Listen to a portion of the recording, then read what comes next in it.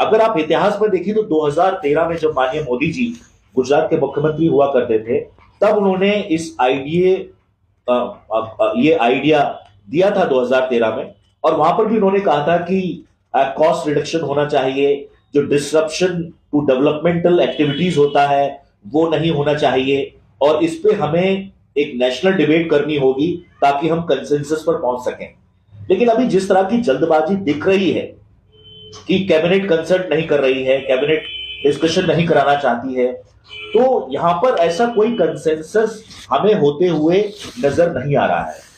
और जो ये यूनिलैटरल डिसीजन लिए जा रहे हैं in the absence of consensus, they amount to bulldozing technique. You cannot adopt bulldozing technique. Modi ji said that we have to build national consensus on this issue of simultaneous election. But seeing the hurry of the central government, we come to the conclusion that the government is not ready to form the national consensus, और सरकार unilateral तरीके से फैसला लेना चाहती है। हम समझते हैं कि सरकार को इसमें जल्दबाजी नहीं करनी चाहिए। कम से कम सरकार को जो बिल है, जो सरकार बिल लेकर आएगी साइमल्टेनियस इलेक्शन का, उसको जेपीसी, जॉइंट पार्लियामेंट्री कमेटी को कम से कम रेफर करना चाहिए, ताकि लास्ट अटेम्प्ट कंसेंसस बनाने की तरफ हम बढ़ सकें। तो साइमल्टेनियस इलेक्शन में के बारे में आज हमने चर्चा की आपके साथ।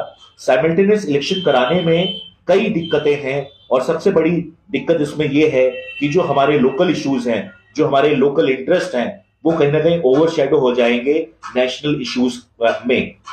और जो रीजनल पार्टीज हैं, जो हमारे लोकल इश्यूज को रिप्रेजेंट करती हैं, और वो पार्टियां कहीं ना कहीं गायब हो जाएंगी, और हमारा देश टू पार्टी सिस्टम की तरफ बढ़ेगा, जैसे अमेरिका में है कि वहां पर दो पॉलिटिकल पार्टीज लड़ती हैं, उसी में से जीतता है। तो देश को टू पार्टी सिस्टम की तरफ ले जाने की कोशिश है।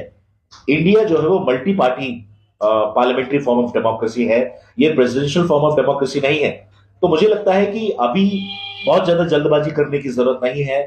साइमल्टेनियस इलेक्शन पर चर्चा करने की जरूरत है, एक मत हासिल करने की जरूरत है, और वाइडर कंसल्टेशन इस पर करने होंगे involving all the political parties. मुझे उम्मीद है कि सरकार इसमें जल्दबाजी नहीं करेगी, और इस बिल को संसद में लाने से पहले जॉइंट पार्लियामेंट्री कमेटी को भेजा जाएगा, ताकि इस बिल पर एक वाइडर कंसल्टेशन हो सके, और हम इसके प्रोज एंड कॉन्स को तलाश कर सकें कि वन नेशन वन इलेक्शन में क्या प्रोज होंगे, क्या कॉन्स होंगे।